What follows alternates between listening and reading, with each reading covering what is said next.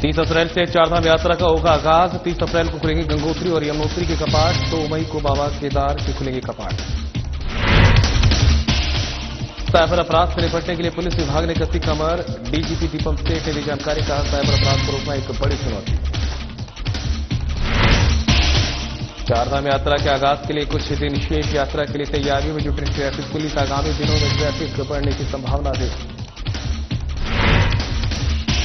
ऋषिकेश में एमडीडीए के खिलाफ स्वाभिमान मोर्चा का हल्ला बोल। वीरपुर खुर्द में अवैध निर्माण पर हल्ला बोल। कहा एमडीडीए कार्यालय का जल्द होगा घेराव। और मुनी की रेती में नशा तस्करों से लोग परेशान। ग्रामीणों ने पुलिस कप्तान से की तस्करों पर कार्रवाई करने की मांग। पुलिस कप्तान ने दिया कड़ी कार्रवाई का भरोसा।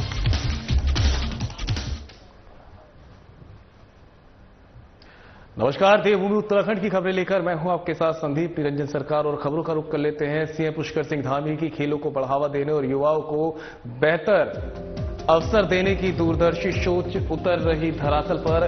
हरिद्वार रुड़की विकास प्राधिकरण की खेलों को बढ़ावा देने के लिए एक नई पहल। प्राधिकरण आर्थिक रूप से वंचित खिलाड़ियों को देगा मुफ्त विश्व स्तरीय खेल प्रशिक्षण। खेल और फिटनेस प्रेमियों में खुशी की लहर। इस नए खेल परिसर में विश्व स्तरीय खेल सुविधाएं युवा खिलाड़ियों को सफलता की दिखाएगी नई राह। मेरा लक्ष्य हरिद्वार के खिलाड़ियों की प्रतिभा को उनके ही शहर में अत्याधुनिक सुविधाएं देकर एक मंच प्रदान करना कहना है अंशुल सिंह का। प्राधिकरण ने खेल और फिटनेस को बढ़ावा देने के लिए कई योजनाओं पर किया काम। नए स्पोर्ट्स कॉम्प्लेक्स में खिलाड़ियों को विभिन्न खेलों की मिल सकेगी अत्याधुनिक सुविधाएं। युवा खिलाड़ियों को प्रशिक्षण देने के लिए अंतर्राष्ट्रीय स्तर के रखे गए हैं कोच।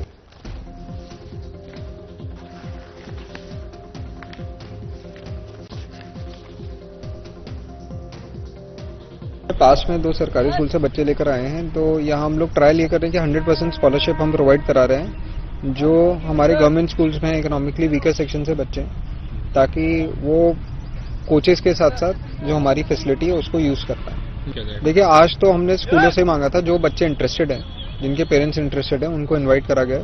तो आप देख सकते हैं 25 से 30 बच्चे अभी यहाँ क्रिकेट के लिए हैं। ऐसे ही बाकी स्पोर्ट्स के भी ट्रायल चल रहे हैं, तो वो उधर बाकी स्पोर्ट्स में होंगे। तो क्राइटेरिया तो यहाँ जो कोचेस हैं वो सेलेक्ट करेंगे। फिर अभी उनमें से हमारा टारगेट ये है कि by the end of this year at least 100 बच्चे हो जाने चाहिए सभी स्पोर्ट्स में, जो हम स्कॉलरशिप बेसिस पे यहाँ हम दे रहे हैं। तो यही है कि जो सरकार का मेन काम रहता है कि हमारी जो फैसिलिटी है वो सब तक पहुंचे। It should not be going to the only public जो सिर्फ पे कर सकती है, बल्कि जो पे नहीं कर सकती है और जिनमें प्रतिभा है उन तक भी पहुंचे। तो मेन सीमा डेंटल कॉलेज की निकट वीरपुर खुर्द में हो रहे अवैध निर्माण के खिलाफ स्वाभिमान मोर्चा भड़क गया है। स्वाभिमान मोर्चा से जुड़े सुधीर राय और मास्टर दिनेश चंद ने अपनी टीम के साथ मिलकर अवैध निर्माण करने वालों के खिलाफ वीरपुर खुर्द में नारेबाजी करते हुए प्रदर्शन किया। जिम्मेदार एमडीडीए के खिलाफ भी नारेबाजी की है। एमडीडीए से अवैध निर्माण के खिलाफ कड़ी कार्रवाई करने की मांग की गई है। मांग पूरी नहीं होने पर एमडीडीए कार्यालय का घेराव करने की चेतावनी भी दी गई। प्रदर्शनकारियों के मुताबिक ऋषिकेश और आसपास के इलाके में मानकों को ताक पर रखकर अवैध रूप से बड़ी बड़ी बिल्डिंगों का निर्माण किया जा रहा है। मानकों का पालन नहीं होने से अवैध रूप से ही बन रही बिल्डिंगें भविष्य में लोगों की जान के लिए खतरा बन सकती है। छोटी छोटी गलियों में अवैध बड़ी बिल्डिंग बनने से लोगों के घरों में धूप और हवा खुलकर नहीं पहुंच रही है। समय समय पर इन अवैध बिल्डिंगों के खिलाफ कार्रवाई की मांग उठती रही है। बावजूद इसके जिम्मेदार एमडीडीए ईमानदारी से अवैध निर्माण करने वालों के खिलाफ कार्रवाई करता हुआ दिखाई नहीं दे रहा, केवल नोटिस देकर अपनी जिम्मेदारी से पल्ला झाड़ने में लगा है। एमडीडीए की इस कार्यशैली से लोगों में गुस्सा है, इसलिए स्वाभिमान मोर्चा के बैनर तले वीरपुर खुर्द में एमडीडीए और अवैध निर्माण करने वालों के खिलाफ नारेबाजी और प्रदर्शन हुआ है।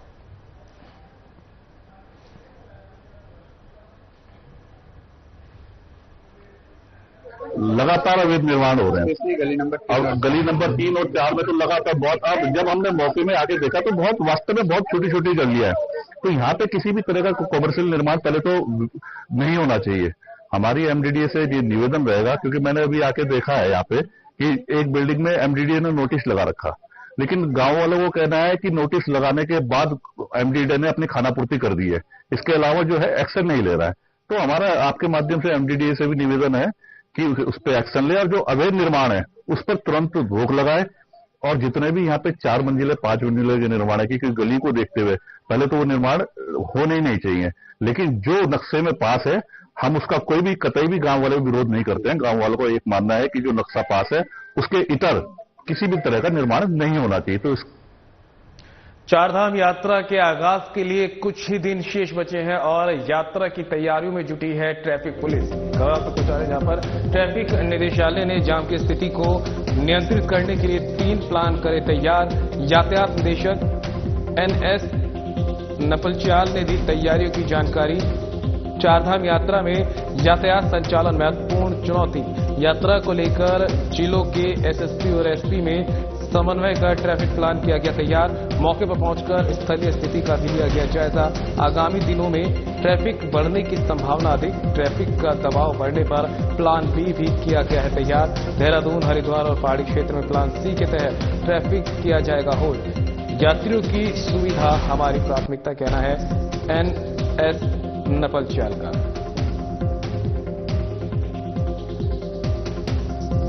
जैसे आप अभी भी देख रहे हैं कि पर्यटन सीजन अब शुरू होने वाला है और चारधाम यात्रा भी हमारी अब शुरू होगी। तो मेन चैलेंज इन चार धामों में हमारा ट्रैफिक का ही रहता है और इस संबंध में हमने ट्रैफिक प्लान्स बना अपने जिले के जो SSP है और जो हमारे ट्रैफिक के SP हैं इनसे समन्वय करके हमने ट्रैफिक प्लान बना लिए हैं। और हमने हरिद्वार से लेके जो हमारे जो चार धाम के जितने भी डिस्ट्रिक्ट हमारे आते हैं, रुद्रप्रयाग, चमोली, उत्तरकाशी, टिहरी, पौड़ी, देहरादून, हरिद्वार, इनमें हमने ट्रैफिक प्लान्स बना लिए हैं और हमने मौके पर 2-3 जिलों में जाके खुद भी उसको देखा है। और उसमें हमने ट्रैफिक का जो यातायात का जो दबाव है वो आने वाले समय में बढ़ता ही जाएगा। तो इसके दृष्टिगत हमने ABC 3 प्लान हमने बनाए हैं, जिसमें नॉर्मल डेज में या नॉर्मल रूटीन ट्रैफिक में क्या हमारा प्लान रहेगा। जैसे A के तहत हम चलेंगे, थोड़ा ट्रैफिक का दबाव हमारा बढ़ता है तो हम B प्लान करेंगे जिसमें डायवर्जन के कुछ प्लान्स होंगे। और C में यदि अत्यधिक ट्रैफिक का दबाव होता है तो उसमें हमने देहरादून और हरिद्वार में और ऊपर के जो पहाड़ी जनपद है, यद्यपि वहां तो बहुत कम स्पेस है, तो हॉल्टिंग प्लेसेस हमने चिन्हित किए हैं जहां पर हम यातायात को कुछ देर के लिए हॉल्ट करेंगे। ऋषिकेश के निकट ढालवाला क्षेत्र में नशे की अवैध बिक्री और तस्करी से स्थानीय लोग परेशान हैं। स्थानीय लोगों ने नशे की बिक्री और तस्करी पर रोक लगाने की मांग पुलिस कप्तान आयुष अग्रवाल से की है। इस संबंध में स्थानीय लोगों ने मुनीकीरेती थाने पहुंचे पुलिस कप्तान आयुष अग्रवाल से मुलाकात की। उनको ढालवाला क्षेत्र में नशे की अवैध बिक्री और तस्करी होने की जानकारी देकर कार्रवाई की मांग की है। स्थानीय लोगों ने बताया कि कुछ बाहरी लोग बिना सत्यापन के क्षेत्र में रह रहे हैं जो संभवतः नशे के कारोबार में भी लिप्त हैं। इसलिए नशे के कारोबार पर प्रभावी कार्रवाई के लिए बाहरी लोगों का पुलिस सत्यापन भी करे। पुलिस कप्तान आयुष अग्रवाल ने स्थानीय लोगों को कहा कि वे नशा करने, बेचने और तस्करी करने वालों की जानकारी सीधे उनको दे सकते हैं। जानकारी देने वाले का नाम गुप्त रखा जाएगा और संबंधित के खिलाफ कड़ी कार्रवाई की जाएगी। नशा करने वालों को काउंसलिंग भी पुलिस देगी। आयुष अग्रवाल का कहना है कि जन सहयोग से नशे पर प्रतिबंध लगाया जा सकता है। पुलिस अपनी ओर से लगातार कार्रवाई करने में लगी है। सत्यापन अभियान जल्द ही चलाया जाएगा।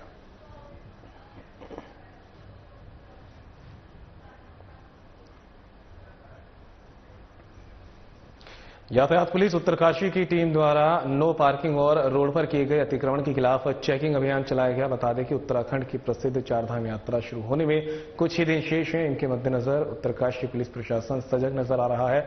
वहीं निरीक्षक यातायात राजेंद्र नाथ के नेतृत्व में गंगोत्री यात्रा रूट के मुख्य पड़ाव उत्तरकाशी, ज्ञानसू, तामाखानी, सब्जी मंडी, भटवाड़ी, टैक्सी स्टैंड, गंगोरी आदि स्थानों पर चेकिंग अभियान चलाया गया। इस दौरान सड़क पर रखी भवन निर्माण सामग्री, अवैध अतिक्रमण और नो पार्किंग में खड़े वाहनों के खिलाफ चालानी और क्रेन से टो करने की कार्रवाई की गई। आमजन को यातायात नियमों के प्रति जागरूक करते हुए सुचारू और व्यवस्थित यातायात प्रबंधन में पुलिस का सहयोग करने की अपील भी की गई है। जनपद उत्तरकाशी चारधाम यात्रा की दृष्टि से महत्वपूर्ण है। चारधाम यात्रा के दौरान यमुनोत्री और गंगोत्री धाम पर प्रतिदिन हजारों की तादाद में श्रद्धालु यात्रा पर पहुंचते हैं। यात्रा रूट पर पड़ने वाले विभिन्न पड़ावों में अत्यधिक भीड़ और ट्रैफिक दबाव से कई बार जाम की स्थितियां बन जाती है, जिससे निजात पाने के लिए यातायात पुलिस द्वारा नो पार्किंग और हाईवे पर अनावश्यक अतिक्रमण के विरुद्ध अभियान चलाकर लगातार कार्रवाई की जा रही है। उत्तरकाशी सहित यात्रा रूट पर पड़ने वाले अन्य पड़ावों में भी ये अभियान लगातार जारी रहेगा।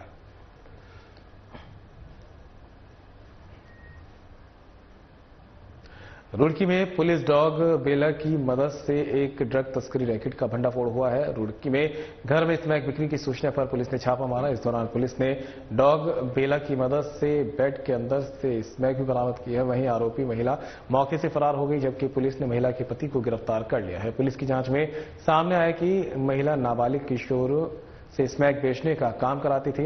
अब पुलिस को इस फरार महिला महशर की सरगर्मी से तलाश है। बता दें कि रुड़की सिविल लाइन कोतवाली पुलिस लगातार नशे के खिलाफ अभियान जारी है। पुलिस ने शहर की गली मोहल्ले और शिक्षण संस्थानों में बढ़ते नशे को गंभीरता से लिया है। फिलहाल पुलिस नशा कारोबारियों को लेकर लगातार दबिश दे रही है। पुलिस के मुताबिक लगभग 3 लाख की स्मैक बरामद हुई है। अब से पहले भी पुलिस कई नशा कारोबारियों को गिरफ्तार कर चुकी है।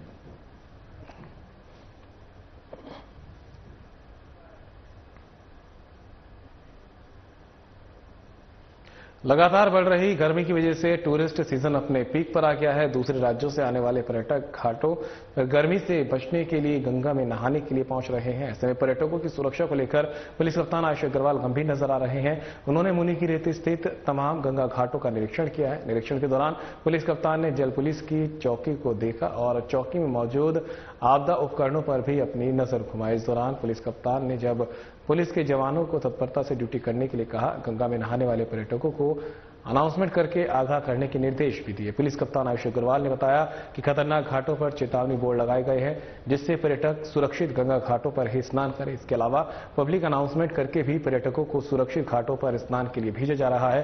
राफ्टिंग कंपनियों को भी मानकों के अनुरूप पर्यटकों को राफ्टिंग कराने के निर्देश दिए गए। लापरवाही मिलने पर कड़ी कार्रवाई की चेतावनी दी गई है। बार स्नान करने के दौरान और राफ्टिंग के दौरान भी कई बार इस तरह की घटनाएं हो जाती हैं, जिसमें कि पर्यटक डूब जाते हैं और उनकी मृत्यु भी हो जाती है। इसको देखते हुए हमारे द्वारा लगातार जन जागरूकता कार्यक्रम चलाया जा रहा है। घाटों पर पीए सिस्टम के थ्रू अनाउंसमेंट भी कराया जा रहा है कि जो निर्धारित घाट हैं जहां पर चेन्स वगैरह लगी हुई हैं वहीं पर स्नान करें, अन्य किसी स्थान पर स्नान न करें। साथ ही जो राफ्टिंग संचालक हैं उनके साथ भी मीटिंग करके उनको निर्देशित किया गया है कि पूरी तरह से सुरक्षा का, यात्रियों की सुरक्षा का ध्यान रखें और जो भी लाइफ जैकेट वगैरह है उसको प्रॉपर्ली यूज करें। इसी तरह से जो जन जागरूकता के माध्यम से ही हमारा प्रयास है कि इस तरह की घटनाओं को रोका जा सके। तो वहीं साइबर अपराध से निपटने के लिए पुलिस विभाग ने कसी कमर। डीजीपी दीपम सेठ ने दी पूरी जानकारी। साइबर अपराध को रोकना एक बड़ी चुनौती, कहना है दीपम सेठ का। साइबर क्राइम की ग्राफ में लगातार हो रही बढ़ोतरी, साइबर से जुड़ी प्रतिदिन मिल रही हजारों शिकायतें। अभी तक 2 साइबर पुलिस स्टेशन, एसटीएफ और राज्य के तमाम जनपदों के थानों में ट्रेंड स्टाफ है मौजूद। ट्रेंड स्टाफ साइबर अपराध के खिलाफ लगातार कर रहा कार्रवाई। फ्रॉड में हुई धनराशि वापस दिलाने का कर रहा प्रयास। साइबर कमांडो योजना के तहत गृह मंत्रालय ने कराई थी परीक्षा में उत्तराखंड के 72 पुलिसकर्मी हुए चयनित पुलिसकर्मी को 6 महीने का दिया जाएगा विशेष प्रशिक्षण। साइबर क्राइम के अनावरण में अहम भूमिका निभाएंगे चयनित पुलिसकर्मी।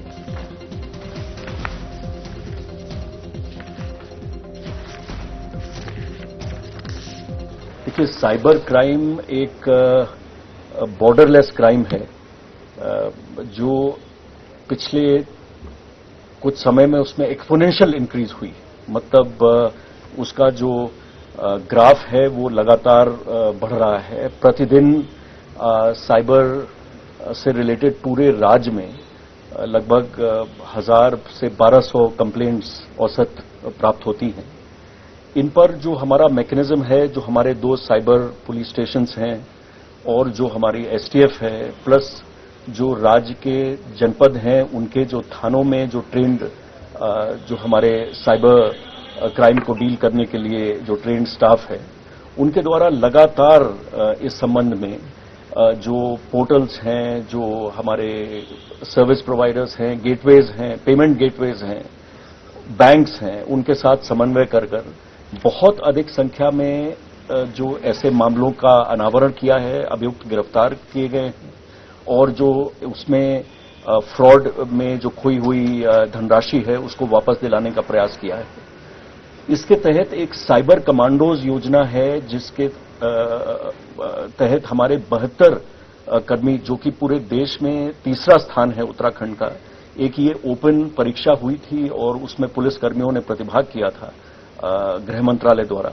उसमें हमारे 72 पुलिसकर्मी उसमें चयनित हुए हैं, जिनको 6 माह का विशेष प्रशिक्षण दिया जा रहा है, जो कि वापस फिर आकर इन साइबर थानों की जनशक्ति को और बढ़ाएंगे और साइबर क्राइम्स के अनावरण में अपना योगदान देंगे। त्रिवेणी घाट रोड पर फिर से हुए अतिक्रमण को हटाने के लिए नगर निगम और पुलिस एक्शन में दिखाई दी है। संयुक्त टीम ने पूरी त्रिवेणी घाट रोड पर अतिक्रमण हटाओ अभियान चलाया। इस दौरान फुटपाथ पर कब्जा कर अपनी दुकान चला रहे कब्जाधारियों को पुलिस और नगर निगम की टीम में फटकार लगाते हुए हटा दिया। दोबारा कब्जा करने पर कानूनी कार्रवाई करने की चेतावनी भी दी है। दुकानदारों को भी पुलिस और नगर निगम की टीम ने अतिक्रमण नहीं करने की हिदायत दी है। उनको चारधाम यात्रा और टूरिस्ट सीजन का हवाला दिया है। पुलिस और नगर निगम की टीम ने दुकानदारों से अतिक्रमण नहीं करने और सड़क पर वाहन खड़े नहीं करने के लिए भी सहयोग मांगा है। अभियान के दौरान मौजूद त्रिवेणी घाट चौकी प्रभारी विनेश कुमार और सफाई निरीक्षक अभिषेक मल्होत्रा ने बताया कि अतिक्रमण हटाने की वीडियोग्राफी भी की गई है, जो उनके पास सुरक्षित है। जल्द ही अन्य मांगों पर भी अतिक्रमण हटाने के कार्रवाई की जाएगी।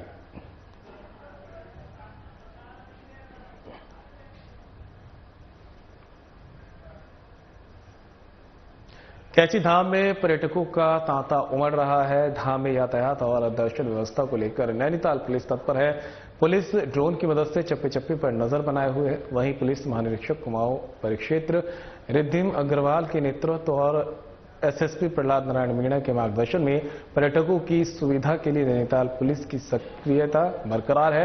एसएसपी प्रहलाद नारायण मीणा ने बताया कि समस्त पुलिस बल यातायात व्यवस्था को सुगम और सरल बनाने के लिए हर मोड़ और चौराहों पर तैनात है, जिससे यातायात व्यवस्था पूरी तरह सुचारू बनी हुई है। श्रद्धालु कैची धाम के शांतिपूर्वक ढंग से दर्शन कर रहे हैं। वहीं पर्यटकों को किसी प्रकार की असुविधा का सामना नहीं करना पड़ रहा है। मार्गों पर ट्रैफिक पुलिस लगातार निगरानी रख रही है, जिससे आवागमन सरल और व्यवस्थित बना हुआ है। और एसएसपी ने सभी से यातायात व्यवस्था और कानून व्यवस्था बनाए रखने में सहयोग देने की अपील की है।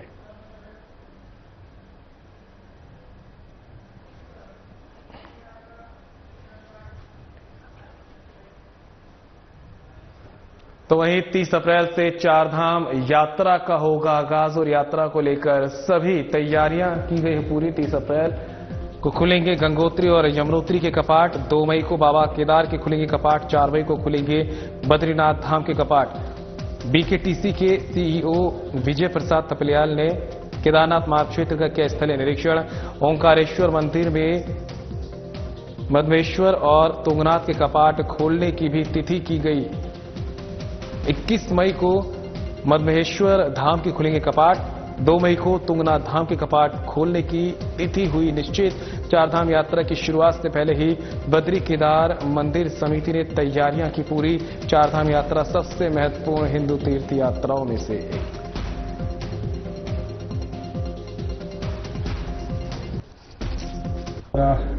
केदार घाटी में पूरा भ्रमण किया गया और अभी हाल ही में हमने जो केदारनाथ के मुख्य मठ ओंकारेश्वर में जो कपाट खोलने की तिथि होती है मधमेश्वर और तुंगनाथ की, तो 21 मई को मधमेश्वर बाबा की और 2 मई को तुंगनाथ की जो कपाट है खुलने का निर्णय लिया गया है पंच पुरोहित और तीर्थ पुरोहित और बीकेटीसी द्वारा। इसी के परिप्रेक्ष्य में मैंने देखा पूरे रास्ते बिल्कुल चाक चौबंद है, बढ़िया है। रास्ते में कोई ऐसी दिक्कत नहीं, लाइट बिजली पानी की व्यवस्था बिल्कुल शासन और प्रशासन मुस्तैद है और मुझे लगता नहीं कि किसी को दिक्कत आएगी और अच्छे से श्रद्धालुओं को बहुत भव्य और दिव्य दर्शन होंगे और रास्ते बहुत अच्छे हैं। खबर पर ज्यादा जानकारी के लिए उत्तराखंड से हमारे ब्यूरो चीफ कमल शर्मा और ऋषिकेश से हमारे सहयोगी दीपक नारंग हमारे साथ जुड़ गए हैं। कमल, सबसे पहले आपके पास ही आना चाहेंगे। 30 अप्रैल से जो है चारधाम यात्रा की शुरुआत होने वाली है। तैयारियों की अगर बात करें तो क्या कुछ तैयारियां अभी तक कर ली गई है और प्रशासन कितना मुस्तैद दिखाई दे रहा है? कहें संदीप, लगातार मुख्य यहाँ की यात्रा है, चारों धाम की यात्रा, साथ ही अगर हम 5वां धाम कहें तो हेमकुंड साहिब, तो उसकी तैयारियों को लेकर पिछले काफी समय से लगातार कहें तैयारियां चल रही हैं। सब हेलो बिल्कुल कमल, आपकी आवाज आ रही है? अगर हम कहें तो लगातार मुख्यमंत्री लगातार इसकी अपडेट ले रहे हैं और पूरे जोर शोर से तैयारियां, मंडल सारे डीएमओ की बैठक हो चुकी है और अब बीटीसीके के जो अध्यक्ष हैं थपलियाल जी, जो सीईओ भी हैं वहां के, वो लगातार तैयारी में जुटे हुए हैं क्योंकि उनकी भी बड़ी अहम जिम्मेदारी वहां पर होती है। और 30 अप्रैल अक्षय तृतीया के जिस दिन बात कहें उस दिन कपाट गंगोत्री यमुनोत्री खोल रहे हैं और 2 तारीख को कहें बाबा केदारनाथ, और 4 को बद्री विशाल और 25 तारीख की अगर बात करें तो गुरुद्वारा हेमकुंड साहिब के कपाट खुलने जा रहे हैं। लगातार तैयारियां जोरों से हैं, बहुत बड़ी, लगभग 20 लाख से अधिक अभी तक हम कहें कि लगभग पंजीकरण हो चुके हैं। तैयारियां जोरों शोरों से हैं। कुछ ही दिन अब यहाँ पर रह गए हैं। सारी व्यवस्थाएं, चाहे ट्रांसपोर्टेशन व्यवस्थाएं हो, अन्य व्यवस्थाएं हो, मंदिर व्यवस्थाएं हो और रूट्स की हो, हर चीज की हो, हर चीज को जिम्मेदारियां दे दी गई। कहीं आईएएस अधिकारियों को भी अलग अलग रूप से जिम्मेदारी दी गई है। तो कुल मिला के कह रहे हैं तैयारियां जोरों शोर से है, क्योंकि मेन यहाँ की यात्रा चारों धाम की यात्रा होती है, जिसपे पूरा बिजनेस, पूरा व्यापार यहाँ पर टिका होता है।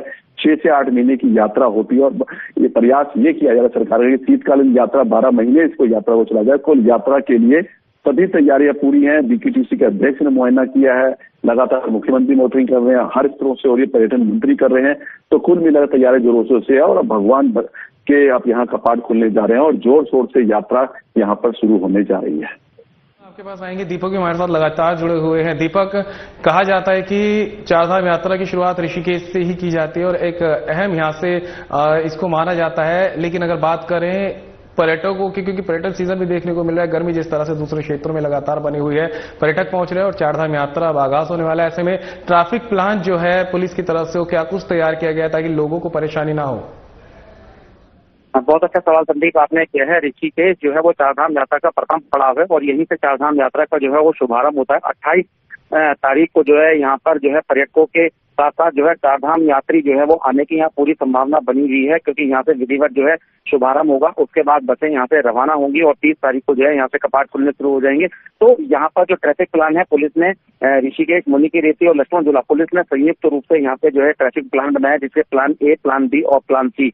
तो समय समय पर जिस हिसाब से जैसा दबाव सड़कों पर बढ़ेगा उस हिसाब से वो प्लान लागू किया जाएगा। प्लान ए के तहत जो जितने भी वाहन हरिद्वार की ओर से आने वाले होंगे, चाहे वो चारधाम यात्रा पे जाएं, चाहे वो टूरिस्ट वाहन हो, वो सीधा हरिद्वार मार्ग से ऋषिकेश में पहुंचेंगे और इसी मार्ग से वापस जाएंगे। लेकिन जब वीकेंड होता है तो यहाँ पे दबाव बढ़ जाता है, तो ऐसे में प्लान बी लागू होगा। प्लान बी के तहत पहाड़ से आने वाले वाहनों को जो है लक्ष्मण झूला क्षेत्र से चीला होते हुए जो है हरिद्वार की ओर निकाला जाएगा और उनका आगमन जो होगा वो सीधा हाईवे से होगा। और अगर इसमें और ज्यादा दबाव बढ़ता है तो प्लान सी भी लागू होगा। प्लान सी के तहत जितने भी हरिद्वार से आने वाले वाहन होंगे वो नेपाली फार्म यहाँ हरिद्वार और ऋषिकेश के बीच में एक जगह पड़ती है, वहां से जो है उनको भानियावाला जोलीग्रांट होते हुए जो है नटराज की ओर भेजा जाएगा। और इसमें अगर और ज्यादा दबाव होता है तो उनको रास्ते में एक जगह पड़ती है, वहां से रानी पोखरी के लिए जो है भेजा जाएगा। तो ये प्लान 3 उन्होंने अभी पुलिस ने बनाए हैं। हालांकि अभी वीकेंड पे पुलिस ने इन प्लान को जो है लागू किया था तो काफी हद तक जाम से राहत मिली थी, लेकिन जिस हिसाब से ट्रैफिक का दबाव यहाँ पर था उसमें भी कहीं ना कहीं प्लान में थोड़ी बहुत गड़बड़ होती हुई दिखाई दी थी।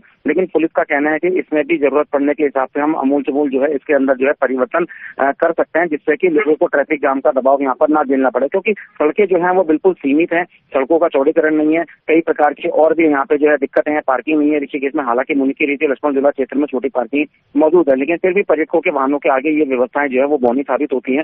तो पुलिस अपनी तरफ से इसमें प्रयास कर रही है कि किसी भी प्रकार से दिक्कत ना हो, क्योंकि जो चारधाम यात्रा पर आने वाले वाहन होंगे उनको तो 9 दिन तक जो है चारधाम यात्रा पर जाना है, तो उनके लिए आईडीपीएल में, खान गांव में और पार्किंग की व्यवस्था बनाई गई है। तो ये अपने आप में एक बड़ी व्यवस्था है कि जो वहाँ की पार्किंग होगी वहां से उनको जो है जो चारधाम यात्रा जाने वाली बसें होंगी उनको वहीं से भेजकर सवारी उठाई जा सकती है। क्योंकि अधिकतम ये होता है कि जो यहाँ पे ट्रांजिट कैंप है, बसें जो बाहर से आती है वो ट्रांजिट कैंप पहुंचती है और यहाँ से जो चारधाम यात्रा संचालित करने वाली रोटेशन व्यवस्था समिति है उनकी बसों में सवार होकर के जो है चारधाम यात्रा के लिए यहाँ पे यात्री जाते हैं। लेकिन अगर आईडीपीएल में पार्किंग होगी तो यहाँ की जो लोकल बसें हैं वो वहां पर भेजी जाएंगी और उन यात्रियों को वहीं से बैठा करके जो है चारधाम यात्रा के लिए रवाना किया जाएगा, जिससे शहर के अंदर हैवी वाहनों का दबाव ना हो। तो प्लान काफी अच्छा इसमें देखा जा रहा है, लेकिन जब चारधाम यात्रा शुरू होगी उस दौरान ये प्लान कितना सक्सेस होता है इस पर हमारी नजर बनी हुई है। फिलहाल अभी ये कह सकते हैं कि चारधाम यात्रा को लेकर काफी उत्साह देखने को मिल रहा है। जैसे अभी सबने बताया कि 19-20 लाख से ज्यादा श्रद्धालु भी ऑनलाइन पंजीकरण करा चुके हैं और 28 तारीख से ऋषिकेश में भी ऑफलाइन पंजीकरण शुरू हो जाएगा। लगभग 30 काउंटर यहाँ पर जो है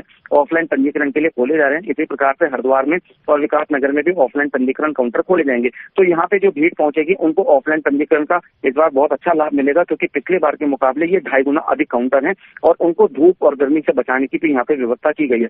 गढ़वाल कमिश्नर इसमें लगातार तक जो है नजर आ रहे हैं कि किसी भी प्रकार से श्रद्धालुओं को परेशानी नहीं होनी चाहिए। मुख्यमंत्री पुष्कर सिंह धामी भी व्यवस्थाओं को लेकर के एक अपनी अहम बैठक ले चुके हैं और उन्होंने साफ कहा है कि राज्य की छवि जो है वो किसी भी प्रकार से खराब नहीं होनी चाहिए। तो उम्मीद करते हैं कि पिछली साल की तुलना इस साल जो है श्रद्धालुओं की संख्या में इजाफा होगा, क्योंकि कुंभ जो यूपी में हुआ था इलाहाबाद में, उसमें जिस प्रकार से श्रद्धालुओं की संख्या पहुंची थी, उसको देखकर अंदाजा है कि इस बार उत्तराखंड की चारधाम की यात्रा जो है वो पूरे रिकॉर्ड तोड़ेगी। और इस रिकॉर्ड को तोड़ने के मद्देनजर जो है यहाँ पे व्यवस्थाओं पर बहुत ज्यादा फोकस अधिकारियों का दिखाई दे रहा है। लगातार बैठकें, जानकारी मिली है कि आज भी इस संबंध में एक अहम बैठक जो है गढ़वाल कमिश्नर ले रहे हैं, तो उसमें भी क्या डिसीजन आते हैं वो भी हम अपने दर्शकों को जरूर बताएंगे। संदीप। दीपक, तमाम जानकारी के लिए आपका बहुत बहुत शुक्रिया। कमल, आपका भी तमाम जानकारी के लिए बहुत बहुत शुक्रिया। और फिलहाल इस बुलेटिन में मेरे साथ इतना ही, दीजिए इजाजत, नमस्कार।